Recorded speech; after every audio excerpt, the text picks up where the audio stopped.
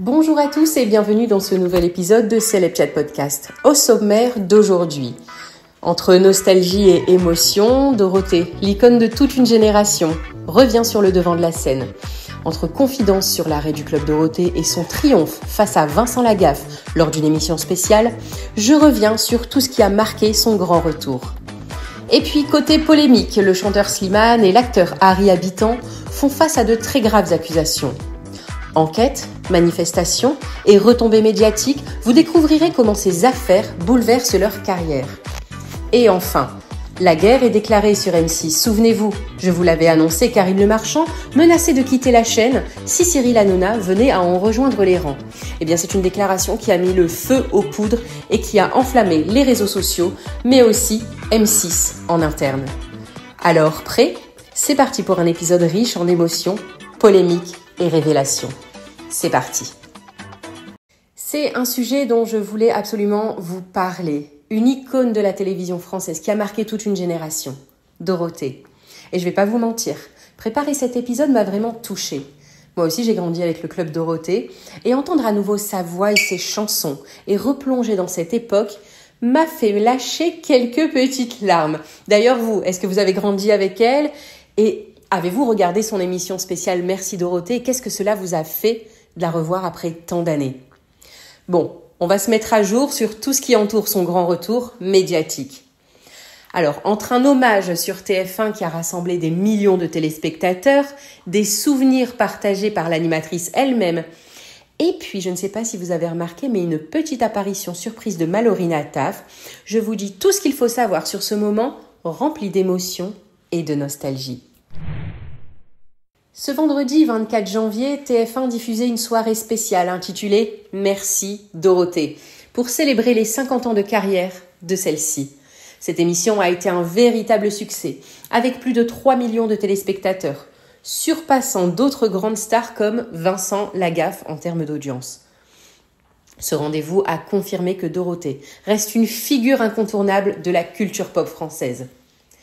Et durant cette soirée, l'émotion était palpable. Dorothée a partagé ses souvenirs, ses rires, mais aussi ses larmes. Elle est revenue sur la fin brutale du Club Dorothée en 1997. Une période marquée par des critiques sévères. Une fois le choc passé, je suis restée silencieuse. Les critiques étaient dures, mais c'était une autre époque. Aujourd'hui, je préfère retenir tout l'amour du public, a-t-elle confié. Pour rappel, de 1987 à 1997, le Club Dorothée a rythmé les mercredis et samedis matins de millions d'enfants.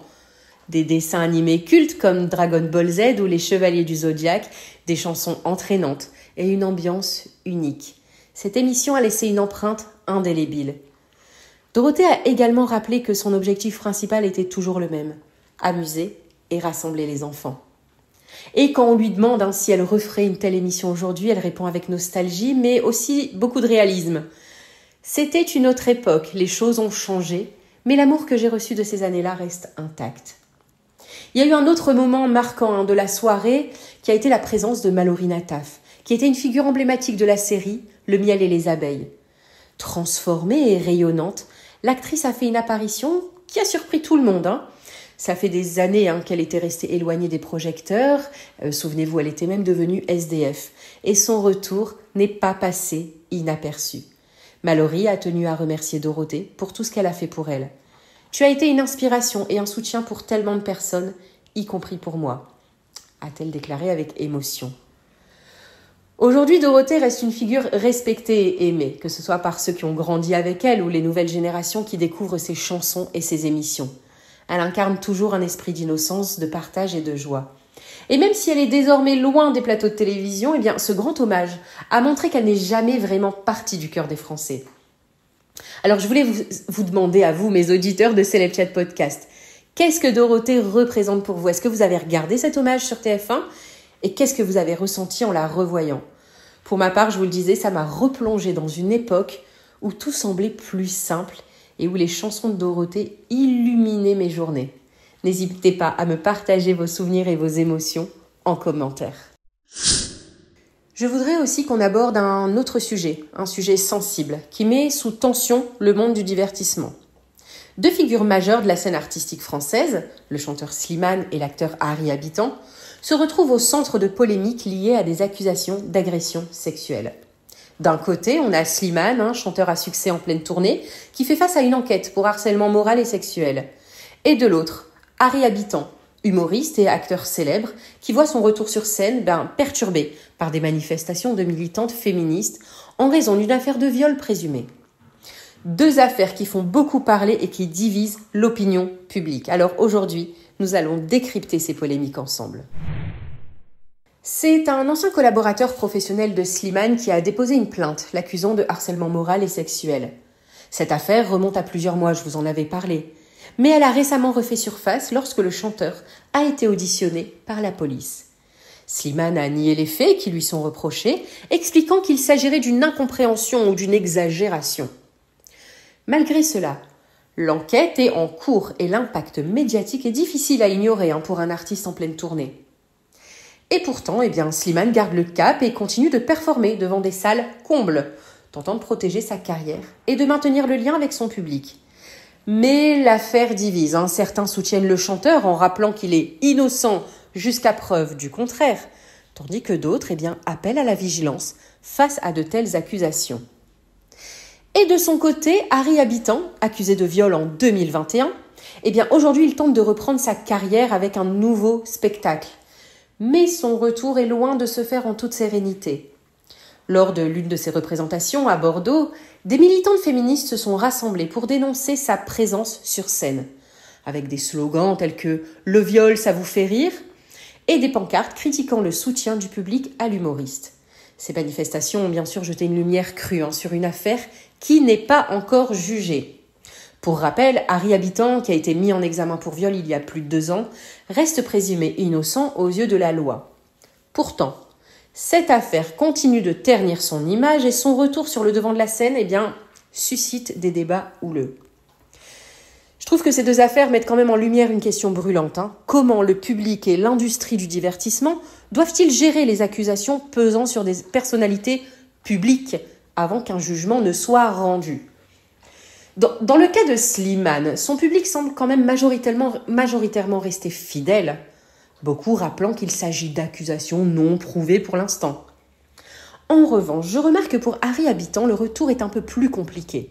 Les manifestations féministes montrent une prise de conscience accrue des enjeux liés aux violences sexuelles. Mais elles soulèvent aussi la question de la présomption d'innocence. Pour les deux artistes, ces affaires posent la question de la gestion de leur carrière face à des polémiques judiciaires. Slimane, il est quand même en pleine ascension et régulièrement sous les projecteurs pour son talent. Il tente de continuer à avancer malgré les rumeurs. Harry Habitant, quant à lui, doit composer avec une image sérieusement écornée et une partie du public qui semble vouloir le boycotter. Ces histoires rappellent que dans l'univers médiatique, les artistes sont souvent jugés sur la place publique avant même que la justice ne rende son verdict. Et vous, qu'en pensez-vous ? Pensez-vous que ces accusations changent votre perception de Slimane et Harry Habitant ? Et pensez-vous surtout qu'il est possible de séparer l'artiste de ses affaires personnelles tant qu'aucune décision judiciaire n'est prise ? J'ai hâte de lire vos réflexions et, bien sûr, restez à l'écoute de Celeb Chat Podcast pour les évolutions concernant ces deux affaires. Et enfin, on se replonge dans une affaire qui agite le monde de la télévision française. Je vous avais dit sur Instagram, Celeb Chat Podcast, que Karine Le Marchand, animatrice star de M6, a menacé de quitter la chaîne si Cyril Hanouna venait à intégrer le groupe M6. Sachez aujourd'hui que c'est une déclaration qui a provoqué un véritable raz-de-marée sur les réseaux sociaux, où les avis sont partagés entre soutien et indignation. On décrypte ensemble cette affaire qui mêle tension en coulisses, rivalité télévisuelle et réaction enflammée du public. Alors, tout a commencé par des rumeurs évoquant une possible arrivée de Cyril Hanouna, figure emblématique de C8 et de l'émission Touche pas à mon poste, sur une chaîne du groupe M6. Cette perspective n'a visiblement pas enchanté Karine Le Marchand, qui aurait confié à ses proches qu'elle pourrait quitter M6 si Hanouna rejoignait le groupe. Alors ce commentaire, bien qu'il soit resté informel, a rapidement fuité dans les médias et sur les réseaux sociaux. Les internautes n'ont pas tardé à réagir, divisés entre ceux qui comprennent sa position et ceux qui jugent cette attitude déplacée ou excessive. Sachez que face à ces déclarations controversées, la direction de M6 aurait rapidement recadré Karine Le Marchand. Selon des sources proches de la chaîne, l'animatrice a été rappelée à l'ordre pour ses propos jugés intempestifs. Le groupe M6, sous yeux de préserver une image d'unité et d'apaisement, aurait préféré éviter ce genre de conflit public. Le recadrage de Karine Le Marchand montre que même les figures incontournables de la chaîne ne sont pas à l'abri des conséquences de leurs propos. Il faut savoir que la tension entre Karine Le Marchand et Cyril Hanouna ne date pas d'hier. Dans le passé, l'animateur de TPMP a souvent critiqué Karine et ses émissions, notamment L'amour est dans le pré, l'accusant de manquer de sincérité ou d'être trop centrée sur elle-même. Karine Le Marchand, quant à elle, n'a jamais caché son agacement face à ces attaques régulières, préférant souvent répondre par des petites piques ou des silences significatifs. Cette possible arrivée de Cyril Hanouna au sein du groupe M6 aurait donc été perçue comme une provocation de trop par l'animatrice. Sur les réseaux sociaux maintenant, les réactions à cette polémique sont nombreuses et contrastées. Certains défendent Karine Le Marchand, saluant son franc-parler, son refus de partager une chaîne avec quelqu'un qui l'a souvent attaqué.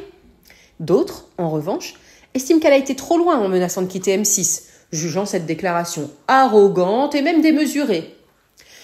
On a pu lire des commentaires comme « Elle a raison de ne pas vouloir travailler avec lui » ou encore « Karine Le Marchand se croit indispensable, mais personne n'est irremplaçable à la télé ». Cette affaire soulève des questions plus larges sur les relations entre les personnalités publiques et la gestion des tensions en coulisses. C'est un univers hyper compétitif que celui de la télévision. Les rivalités sont fréquentes, on le sait, mais rares sont les animatrices ou animateurs qui menacent publiquement de quitter leur poste. Je pense que pour M6, l'enjeu est désormais de calmer les esprits et d'éviter que cette affaire n'entache durablement son image ou celle de ses talents phares.